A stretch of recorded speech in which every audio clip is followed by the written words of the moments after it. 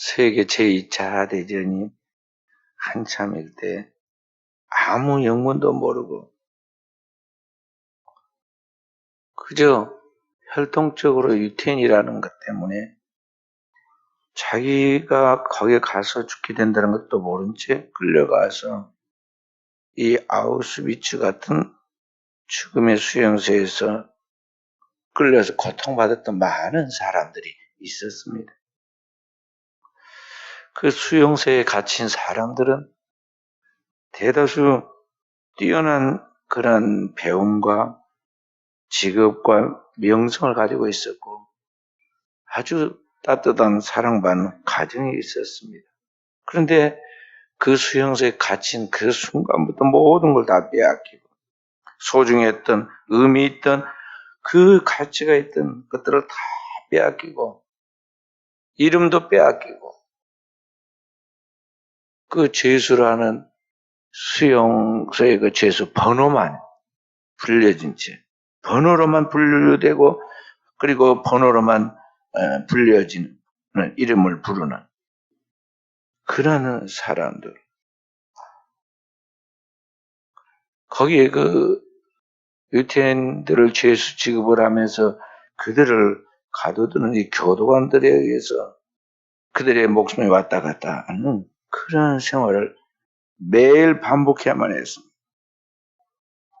어떤 일정 이유나 또는 정인 법칙이 없이 매일매일 그렇게 살다가 어느 날 끌려가서 먼지처럼 안개처럼 사라져 버립니다.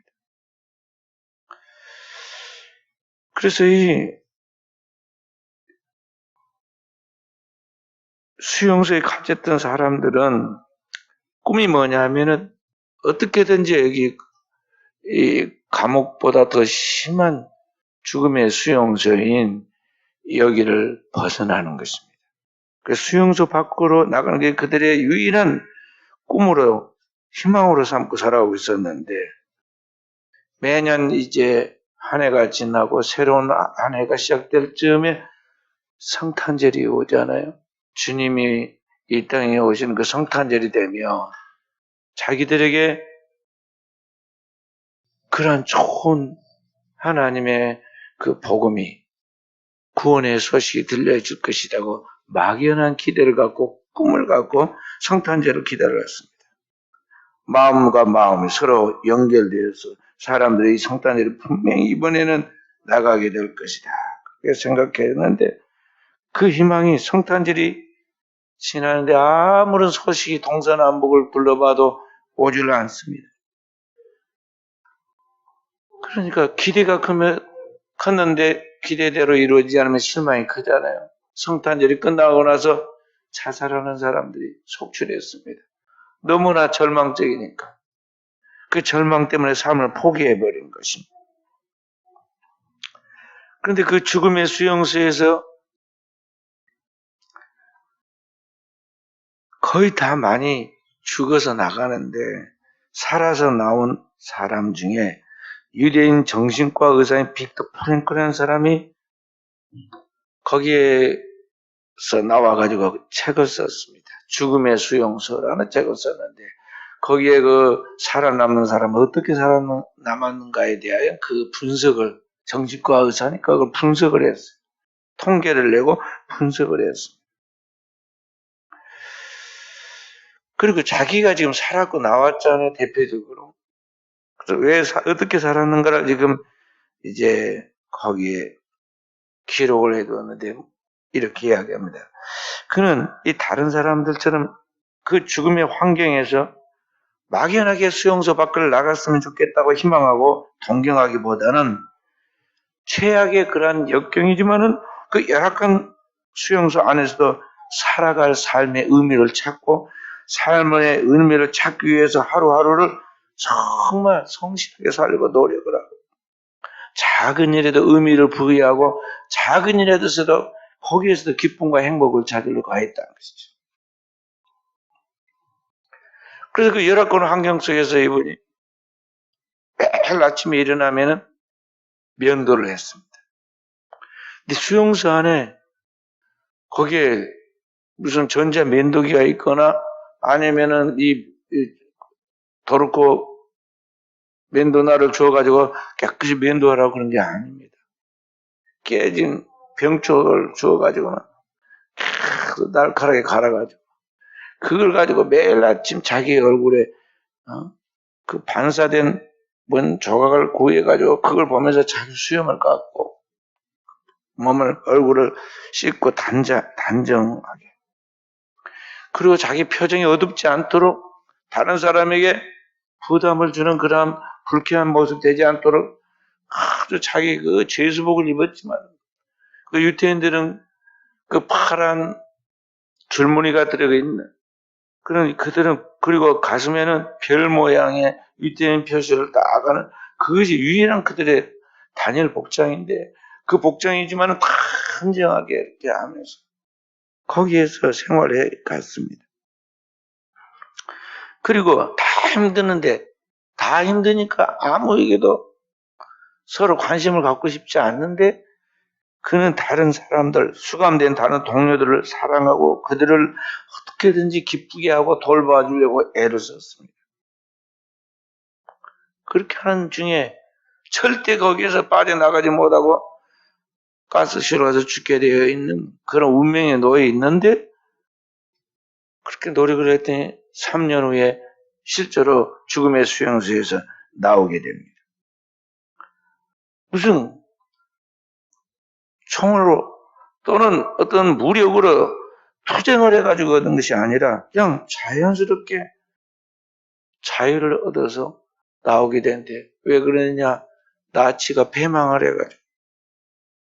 그래서 자연스럽게 그 죽음의 수용소에서 나오게 되었던 것입니다. 오늘의 우리의 삶도 삶이 힘들다고 말하고 너무 힘들고 괴롭다고 사람들이 서로 이야기를 합니다. 내 삶이 마치 나치 수용소 안의 유태인들 같이 진짜 죽을 것 같은 한 줄기의 희망도 없고 절망적인 그런 상황에 있다고 할지라도 오늘 우리가 알아야 할 것은 뭐냐면은 정말 하나님이 천지 만물을 창조하고 역사를 주관하고 그의 선하신 계획에 따라서 뜻에 따라서 우리를 이끌어 가신 바로 그 하나님이 오늘 나와 함께 하신다는 것입니다.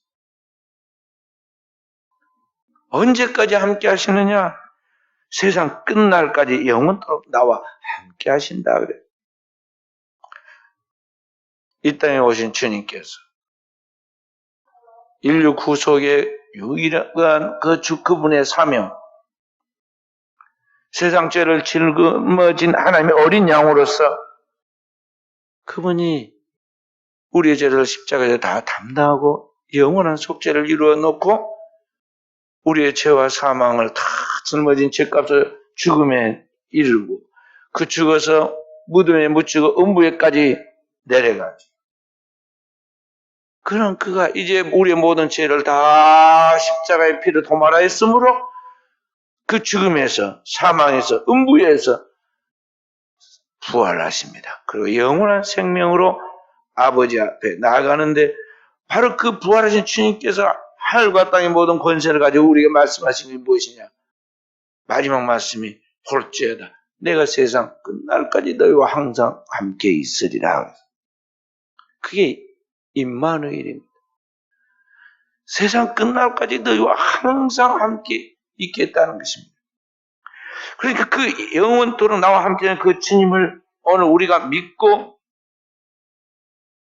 우리의 삶의 현실에 아무리 폭풍 가운데 칠흑 같은 밤에 폭풍 가운데 있는 삶의 희망이 한 조각도 없는 그런 상태에 놓인 것 같을지라도 결코 나의 기분, 환경 또 나의 상황, 사람들의 말에 거기에 위축당하지 말고 우리는 그 생명의 주님, 나와 함께 하시는 임마누엘의 그 하나님을 굳게 믿고 그 주님을 의지하고 나아가야 한다는 것이죠. 우리를 구원하러 오신 말씀이 육신이 되신 예수 그리스도에 대하여 마태복음 1장 23절에 보면은 아들을 낳으리니 그 이름을 예수로 하라. 이는 그가 자기 백성을 저희 죄에서 구원할 자이심이라 말씀하시고, 이는 선지 이사야를 통해서 우리에게 말씀하신 바, 보라 처녀가 잉태에 아들 낳을 것이요 그 이름을 임마누엘이라 하리라 하였으니, 그 뜻을 번역한즉 하나님의 우리와 함께 계시다는 그런 뜻이라고 말씀하고 있잖아요. 임마누엘. 그러니까 오늘 우리를 구원하신 그 주님은, 살아계신 그 주님은, 그분이 이 땅에 오실 때도 우리와 함께 하시는 하나님으로, 그리고 그 부활하여 승천하실 때도 역시 우리와 함께 하신 하나님으로, 그리스도 예수께서 우리와 함께 하신 그 하나님이라는 것은 바로 그분의 정체성이고, 하나님의 하나님 되신 그리스도 예수의 정체성이고, 또 그분께서 오늘 우리와 함께 하실 때 나타나는 그 특징이에요. 그러니까 우리와 함께 하시는 그 하나님의 특징이 바로 임마누엘이다 하는 것이죠.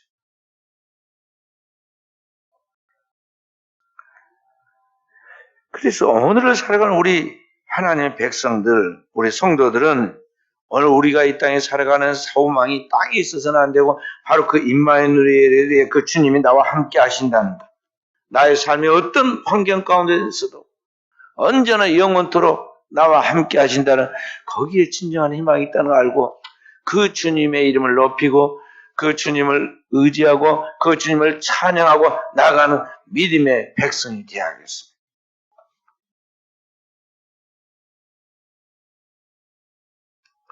확실한 믿음이 서야 돼요. 그래야 우리가 분위기에 따라서, 때때로는 영적 상태에 따라서 침울해지고 침체가 오고 우울해지고 삶의 의욕을 잃어버리고 순간순간 괴로움이 나를 사로잡아가지고 그냥 멀리 떠나버리고 싶고 그러잖아요. 근데 그러한 데 사로잡히지 않을 수 있다, 그런 말. 임마누엘이야. 그렇다면 오늘 이 임마누엘이 하나님 앞에서 우리가 어떤 삶의 응답적인 자세를 살아야 하는가? 나와 함께 하시는 그 주님 앞에서 우리는 어떻게 응답하는 삶을 살아야 하는가 하는 것입니다. 오늘 성경이 그 답을 우리에게 가르쳐주고 있는데, 오늘 임마누엘이 하나님이 나와 함께 하실 때 그 하나님 앞에서 우리가 가장 하나님을 기쁘게 하는 삶이 무엇이냐? 우리가 우리의 모든 것을 다 동원해서 하나님과 동행하는 삶을 살아갈 때, 이것이 하나님을 기쁘시게 하는 최선의 응답적인 삶이라 하는 것입니다.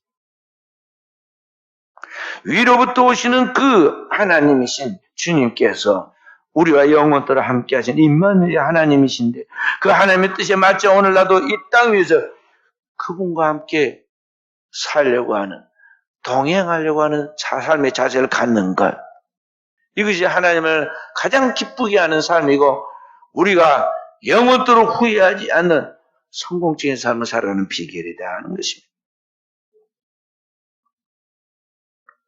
오늘 본문 5장 21절 보면 에녹은 65세 세상에서 가장 장수하는 아들 무두셀라를 낳았습니다. 그 후에 300년을 하나님과 동행하며 살았다고 성경은 말하고 있어요.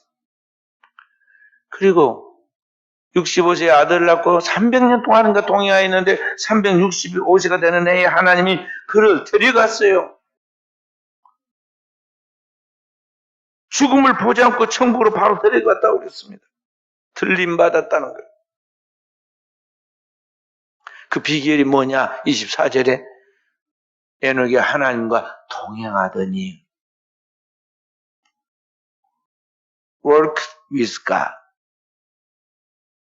하나님과 함께 걸었다 그 말이에요. 두 사람의 뜻이 같이 못하고는 함께 가지 못하죠. 친구가 좋은 것은 무엇입니까?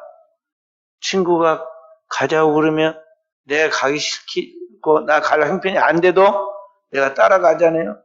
친구 좋아서 강남 가잖아요. 따라가. 그러니까 주님께서 가자고 하니까 우리는 주님을 따라가는 거예요. 그게 동행이야. 메소포타미아 문명의 중심지 갈대우리에서 잘 살고 있는 아브라함에게 어느 날 하나님께서 찾아오셔서 이렇게 말씀하십니다. 너는 너의 본토 친척 아버지 집을 떠나, 아비 집을 떠나. 내가 네게 지시할 땅으로 가라. 그런데 아브라함이 왜 가야 합니까? 나 사실 가려면 여러 가지 준비할 거 많고, 의논도 좀 해봐야겠고, 여러 가지 검토도 좀 해봐야겠는데요. 그렇게 말하지 않았어요. 그리고 어디로 가란 말입니까? 갈 때를 알려줘야죠. 그렇게 말하지 않았어요. 갈 바를 알지 못하고 떠나갔어요. 가는 곳곳마다 하나님이 인도하신 대로 갔는데 가는 곳마다 제단을 쌓았다 그랬어요. 하나님과 동행하는 삶. 그러니까 성경에 나중에 뭐라고 그러냐면 나의 벗 아브라함아 이렇게 말해요. 아브라함을 일컬어 하나님이 친구라고 그런단 말이죠. 그 친구, 그래 동행하는 거예요. 아브라함이 하나님과 동행해. 그래 하나님이 하신 말씀은 다 좋다고 그러고 다 기뻐했어요. 다 믿었어. 절대 믿을 수 없는 터무니없는 이야기를 하는데도 믿었어요. 아브라함의 나이가 적지 않게 75세 부름을 받고 85세가 되었는데 노인 중에 상노인이 되었는데 하나님이 말씀하시기를 밤에 잠이 안 와가지고 말똥말똥하게 눈을 뜨고 있는데 하나님 불러서 밖으로 나와봐. 밖에 나와갔더니 하늘을 봐. 하늘을 봅니다. 온 중동의 그 깜깜한 하늘에 별들이 총총히 박혀 있는데 하나님 말씀하세요. 내 후손이 이 하늘의 별과 같으리라.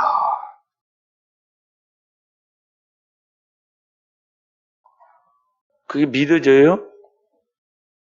하루에 한 명씩 막 난다고 해봐요. 그것도 하루에 10명씩 난다고 합시다. 그냥 동물처럼 강아지 새끼 낳듯이 그냥 하루에 10명씩 난다고 합시다. 그래도 얼마나 그 나이에 낳았고 얼마나 많이 낳겠어요. 매일 난다 해도. 근데 하늘의 별에 비교가 돼요? 그런데 성경에 보면은 창세기 15장 6절에 이렇게 말합니다. 아브라함이 하나님을 믿으니 이것을 그의 의로 여기신지라. 아브라함이 믿었단 말이죠. 친구가 말한 거 다 믿는 거예요. 그래서 친구 따라 강남도 가지만은요, 친한 사람한테 되게 사기를 많이 당해. 왜냐면 친구니까 믿어요. 절대 친구야 그렇게까지 나를 속이지는 않을 것이다 생각하는데요. 어둠이 틈을 타고 그 속에 악한 영이 들어가면 친구가 뭐고 그냥 속이게 되고 있어. 자, 그런데 하나님께 대해서 아브라함이 믿었단 말이죠. 그때가 85세 정도 되었는데 또 10년을 지어서 95세가 되어도 아이가 한 명도 없잖아요. 그리고 99세가 될 때 하나님께 또 찾아와서 명년이 맘때 내게 아들을 낳으리라 그랬어요. 아브라함이 99세고 그 아내 사라가 90이에요. 아브라함의 몸이 남자로서의 모든 몸이 말라가지고 장작개비처럼 되었고 그 아내의 몸은 단산해가지고 이미 여자로서 생산할 수 있는 그런 모든 기능이 멈춰버린 지가 오래되어가지고 역시 몸이 죽은 것 같은데 그 말을 하니까 아브라함은 그래도 역시 믿음의 조상답게 하나님을 향하여 마음을 중심을 지키고 있는데 그 아내는 도저히 믿을 수 없는 말을 하니까 자기도 모르게 피식 웃었어요. 속으로. 어이없네 그런 거죠. 그 하나님은 중심을 보시니까 왜 사라가 웃느냐. 사라가 장막 뒤에 있어 그 이야기를 듣고는 하나님 말씀하기에 자기도 모르게 그냥 변명을 했어요. 웃지 않았나이다. 하나님 말씀하기에 아니라 웃었느니라. 하나님과 논쟁을 하지. 그렇게 해가지고 말씀하신 대로 그 말씀하신 기한에 믿지 늙은 아브라함에게 아들을 낳아주었는데 그 이름이 이삭이요. 웃었다. 어이가 없어서 웃었지만 나중에는 기뻐서 믿을 수 없는 이삭이기 때문에 감격하여서 웃죠. 딱 아들 하나 낳았다고. 100년 만에 낳은 아들 딱 한 명이 한 명. 그래서 하나님을 향하여 감사하고 감격하고. 그게 믿음인데 그 믿음으로 하나님 앞에서 응답하여 이렇게 동행하는 그런 삶이 오늘 하나님이 가장 기뻐하시는 삶이라는 것이죠. 그래서 히브리서 11장 5절에 이렇게 성경이 해석을 해주고 있습니다. 믿음으로 에녹은 죽음을 보지 않고 옮겨졌으니 하나님이 그를 옮기심으로 다시 보이지 아니하였느니라. 그 에녹이 하나님 데려갔다고 그러니까 그냥 어디로 데려간 것인가 그렇게 생각할 수도 있는데 하나님이 죽음을 보지 않고 이미 산채로 들림받아 천국에 그냥 산채로 데려갔다는 거예요. 그런데 그러기 전에 그날 옮겨지기 전에 하나님을 기쁘시게 하는 자라는 증거를 받았느니라. 에녹이 하나님을 기쁘시게 하는 증거가 있어요. 그게 뭐냐? 믿음으로 하나님과 동행했다는 거죠.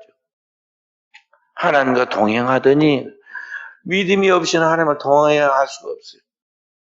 아브라함이 하나님을 믿으니까 그를 따르고 그의 모든 말씀을 믿고 순종한 거거든요.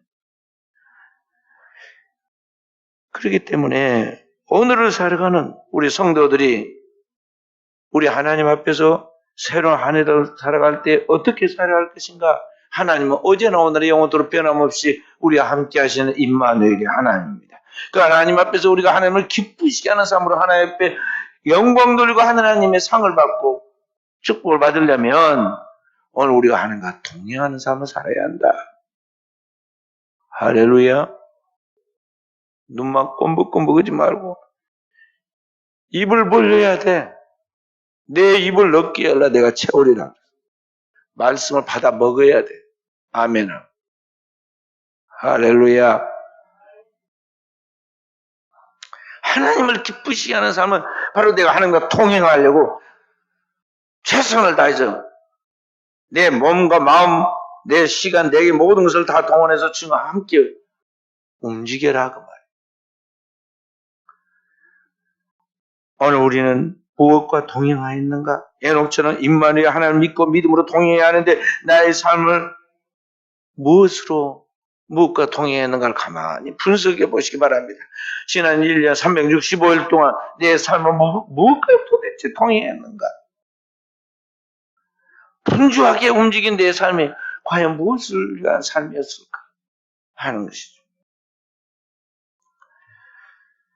자, 그렇다면 오늘 우리는 마지막으로 하나님과 동행한 삶이란 구체적으로 무엇을 말한 걸까? 이것이죠. 주님은 우리를 구속하시고 오늘 우리를 이 세상으로 다시 보내십니다. 수고하고 묵은 짐진 내게로 오라고 말씀하신 그분께서 이제는 너희는 가서 모든 민족으로 제자를 삼아라 하고 우리를 다시 또 파송하십니다. 하나님이 우리를 구속하시고 우리를 다시 세상에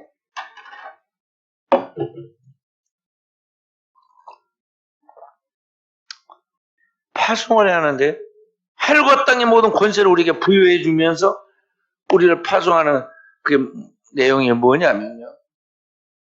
이 땅에 있는 영혼들을 구원시켜라 그 말. 제자를 삼아라 말하는 것은 분명한 믿는 신자 주님이 12사도를 진정한 제자로서 만들어서 그걸 사도로 파송시킨 까지 사도란 말은 보냄을 받은 자, 어퍼슬스 보냄을 받은 자라는 말이에요. 그러니까 오늘 우리는 진정한 주님의 은혜를 받고 구속을 받고 그 하나님의 그 은혜를 따라서 변화되는 주님의 제자가 되어서 세상 속에서 그리스도의 분신을 또 만들어내는 제자. 그 제자가 뭐냐면 사도예요. 그렇게 만들어내는 거죠. 어중이 떠중이로 믿는 흉내만 내고 하나님을 이용해서 자신의 사업이나 하려고 하는 그런 어리숙한 사람, 십자가에 거치는 원수가 아니라, 외식하는 서기관과 바리새인이 아니라 진정한 주님의 제자를 만들어내야 하는데, 그 일을 위하여 주님께서 보냅니다. 가라고 그랬어요. 그리고 그때 주님이 우리와 함께 하신다고 그랬어요. 볼지라도 내가 항상 너희와 함께 한다. 죄 짓고 있는데 함께 하시겠어요? 응? 도둑질하고 있는데 주님께서 도와서 도둑질 잘 할 수 있도록, 응? 담도 잘 넘고 훔치기도 잘해가지고 잘 가지고 그거 하라고 하나님 도우시겠느냐는 거죠. 주님이 함께 하신다는 선행사가 뭐냐 하면은 내가 하나님의 마음으로 사람을 영혼으로 보고 그 영혼을 살리기 위하여 그리스도가 자신을 내어주신 것까지 내 자신을 희생시켜 영혼들을 살리는 그 일을 할 때 인력으로는 못한다. 내 힘으로는 안 된다. 내 꾀로도 안 된다. 그 하나님이 도우시 하는데 내가 임마을 해주마. 함께 해주겠다는 거죠. 성령의 권능을 부어서 너와 함께 해주겠다는 것입니다. 주님이 이 땅에 오신 목적이 뭡니까? 주님께서 요한복음 6장 40절에 그렇게 말씀하십니다. 내 아버지의 뜻은 아들을 보고 믿는 자마다 멸망치 않는 이것이니 내가 마지막 날에 다시 살리리라 그랬어요. 하나님의 뜻이 영혼의 구원에 있어요. 믿는 자마다 멸망치 않고 영생을 얻게 하는 거예요. 마가복음 10장 45절에 또 이렇게 말씀합니다. 인자에 온 것은, 주님이 이 땅에 오신 것은 세상 사람들의 영광 받는 섬김 받으려 하는 것이 아니고 섬기려 하고 이 땅의 영혼들을 살리기 위하여 자신의 목숨을 대성물로 투싸하고 희생하여 섬기려 하고 자기의 목숨을 많은 사람을 위하여 대신 속죄하는 하나님의 어린 양으로서 속죄의 제물이 되게 하여 왔다. 대속물이 되려 함이니라. 대속물로 자기를 주려고 함이라. 그랬어. 그러니까 오늘을 살아가는 우리가 주님이 오신 그 거룩한 목적을 따라 주님의 친구잖아요. 주님이 내가 너희를 종이라 하지 않고 이제부터는 친구라고 하노니 친구를 위해 목숨을 버리면 그보다 더 큰 사랑이 없는데 내가 너희를 위해 목숨을 주었지 않느냐. 그 너희 친구다. 그래서 너희를 친구로 부른다고 그랬어. 그 주님과 함께 동행하는 사람이 되려면 오늘 우리는 주님이 하신 그 일을 해야 돼. 주님이 하신 그 일에 목숨을 걸으라 이 말이죠. 그것보다 더 큰 것은 없어요. 이 세상에 그보다 더 중요한 일 없다는 거죠. 그래서 주님께서 영혼을 구원하라고 명령한 이걸 뭐라고 말했냐면 지상명령이라고 말하는 것입니다. 최상의 지극히 높은 최상의 명령이 뭐냐? 하나님의 명령이 뭐냐? 그것이 곧 영혼의 구원이라는 거죠. 영혼의 구원. 이것이 내 골수에 박혀 있어야 하고요. 내 심령과 삶을 움직이는 원동력이 돼야 돼. 그리고 그것을 위하여 살 때 그 믿음으로 하나님과 동행하는 삶이 되고 그때 하나님이 그를 기뻐하시고 상을 주시고 하늘의 신령한 복뿐만 아니라 땅의 기름진 복으로 복 주시는 거예요. 유럽이 저 북쪽에 있는 게르만 민족들 야만인들이는 남쪽으로 내려가지고 기독교를 받아들이고 개화되고 기독교 신앙과 삶으로 하나님을 경외하니까요. 이 야만인들이 동양과는 완전히 질적으로 차이가 나고 너무 뒤떨어지는데 동양을 앞질러서 서양이 더 앞서가더니 나중에는 선진국이 되고 이 동양은 지금까지 맨날 그 우상이나 숭배하고 이상 사상을 가지고 가난하게 살고 치고받고 민족적 전쟁이 나고 그러잖아요. 하나님을 믿으니까 먼저 하나님 나라와 의를 구하고 영혼이 잘 되니까 이 사람들이 잘 살았어요. 선진국이 지금도 선진국 하면 G7 그러면 전부 다 거의 서양이잖아요. 우리나라도 근대에 그렇게 못 살고 나라가 폭삭 망해가지고 일본 저 섬나라에 지배를 받았던 나라였는데 그런 가는 나라가 독립하고 회복해가지고 지금 이제 일본과 어깨를 겨루고 일본보다 더 앞서가는 정도의 이제 나라가 돼가잖아요. 무엇이 그렇게 짧은 시간 우리 민족을 바꿔놨느냐? 하나님을 믿고 하나님 믿는 생각과 사상으로 무장된 사람들이 이 사회를 이끌어가기 시작하니까 오늘 이와 같은 이 민족의 변화가 일어난 거예요. 그러니까 우리가 하나님 앞에서 이 영혼을 구원하는 이 생명 구원에 우선순위를 두고 살아가면요. 그의 모든 건 달라지게 되었고 운명이 달라지게 되어 있고 그럴 때 역사가 달라지게 되었고 있어요. 그래서 2022년 새해에는 하나님과 동행하는 삶을 살아가는 성도 되어지기를 바랍니다. 구체적인 행동 강령으로 영혼의 구원의 목표를 둬야 하는데 제가 계속 기도했습니다. 그리고 우리 성도들에게 강조했긴 했지만은요, 2020년 확실하게 강조할 게 뭐냐면 가정을 복음화시키자. 불분명하게 믿지 말고 언제까지 그 누군가가 나 대신 해줄 거라 그런 어리석은 미신적인 신앙 가지면 안 돼요. 내가 아닌데 누가 내 가정에 식구들 놓고 기도하고 그 가정을 돌봐주겠어요. 눈물 흘리고 씨를 뿌려야 하는데 그 하나님께 기도하고 복음을 심적으로 전하고 사랑으로 헌신해야 하는데 자기가 아는데 누가 대신해 주겠냐 이 말이죠. 사랑해서 평생 살자고 만난 사람도 못 살겠다고 이혼해버리고 나라가 도망가 버린 세상인데 누가 그 사람을 골치 아픈 사람을 끝까지 사랑하고 돌봐주겠어요. 하나님의 마음을 가진 하나님 백성이 아니면 절대 안 되는 거예요. 2020년 가정복음화를 이래요. 가정의 식구들을 이 태어난 갓난 아이 태어나기 전부터 시작해서 하여간 숨부터 있고 살아있으면 다 구원시켜내야 돼. 내 가정에서부터 1초부터 시작해서 2초 부모와 자식 큰 집 작은 집 3촌 사돈집까지 4촌 8촌까지 다 구원시키는 말이에요. 그렇게 할 때 이 지역 복음화 민족 복음화가 이루어지지 않겠어요? 그 기초가 뭐냐 가정의 구원이에요. 가정 구원이 불분명하니까 이게 문제야. 어린 아이라도 한 사람이 제대로 믿으면요 가정이 그 주께로 돌아오게 되고 있어.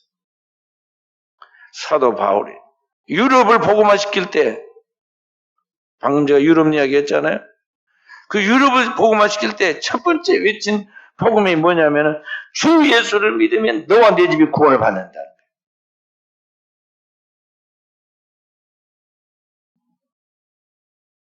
주 예수를 믿어라.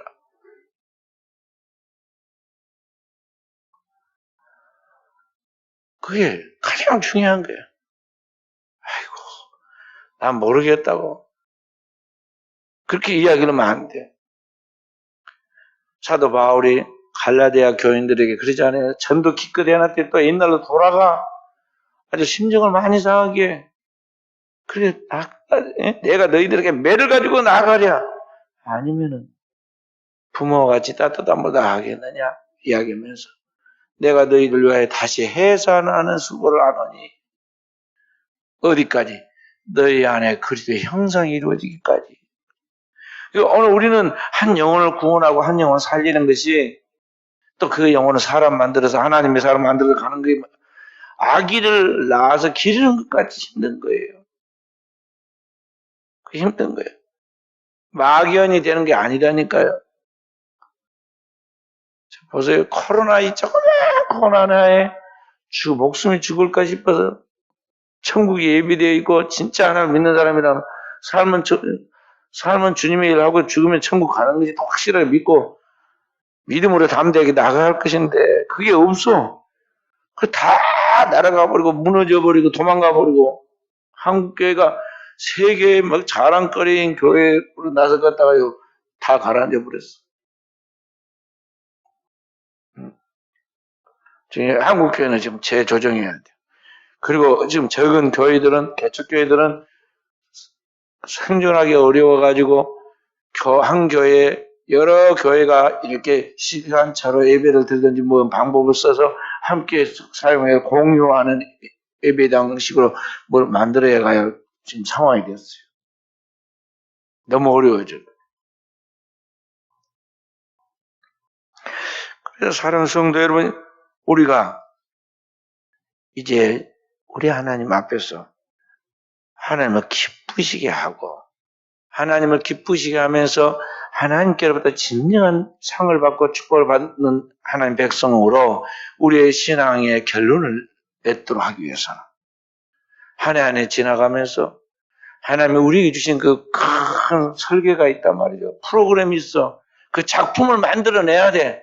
하나님이 우리에게 주신 그 하나님의 비전이 하나님의 우리를 향한 계획이고 하나님의 작품이다. 그 설계도단 말이죠. 그 설계도에 따라 우리가 집을 지어야 하고 그 설계도에 따라서 우리가 작품을 만들어야 돼. 근데 어떤 사람은 세상 속에서 그런 작품들을 만들어가 큰 뭔가를 하나씩 이뤄놉니다. 근데 그리스도인들은 하나님 앞에서 영원한 작품을 만들어내야 돼. 근데 자기 작품이 없이 주어진 그 엄청난 하나님의 달란트를 가지고 허지부지하게 살다가 허지부지하게 가. 어느 날 가다가 옆에 차에 받쳐서 죽든지 어느 날 잘 먹고 잘 산 것 같더니 병원에 갔더니 뭔 사기라는 둥. 그래서 희망이 없으니까 석 달 산다, 5달 산다 그렇게 이야기해가지고 완전히 죽음만 기다리다가 끝마친다. 그러면 되겠어요? 일생을 살아가면서 자기의 작품을 하나님 앞에 우리가 남기고 가야 돼. 하나님이 만드신 그 작품들이, 계획들이 있어요. 거기서 이래요. 거기서 성경 뭐라고 하냐면 비전이라고 합니다. 너희 젊은이들은 환상을, 너희 늙은이들은 꿈을 꾸리라는 거지. 바로 하나님이 각자에게 주신 하나님의 설계도로 말하는 성령이 우리를 아시고 우리에게 계획한 하나님의 설계도가 있어요. 그 환상을 우리는 현실 속에서 성취해 놓으라 그런 거죠. 그걸 하나님이 다 받아가지고 딱 천국에다가 걸어놓고는 각자의 믿음의 분수대로 상을 주시는 거야. 그날에. 2022년을 우리 사랑 귀한 종들이 좋은 결과가 나타나고 하나님 앞에 영광 돌리고 상 받기를 바라고 지금 꿈을 가지고 기도하고 있을 것인데요. 오늘 말씀이 그 응답입니다. 우리 하나님 앞에서 우리가 임마누엘 하나님 앞에 응답하는 삶을 사는데 그게 바로 하나님과 동행하는 삶입니다. 하나님과 동행하는 삶이라 바로 하나님 앞에서 주님이 나를 위하여 사신 것 같이 나도 영혼의 구원을 위하여 이 땅에서 내 삶을 올인해서 살아갈 때 거기에서 하나님이 역사하신다. 그 구체적인 첫 번째 행동 강령이 바로 가정 구원이다. 이 가정을 구원하지 못하면 우리가 평생을 하나님을 하고 후회하게 된다는 거야. 이 사명에 전념하는 가운데 하나님께서 우리 사랑하는 성도들을 위하여 계획하신 그 놀라운 하나님의 계획들이 이루어지는 축복의 역사가 있어지기를 주님의 이름으로 축원드립니다.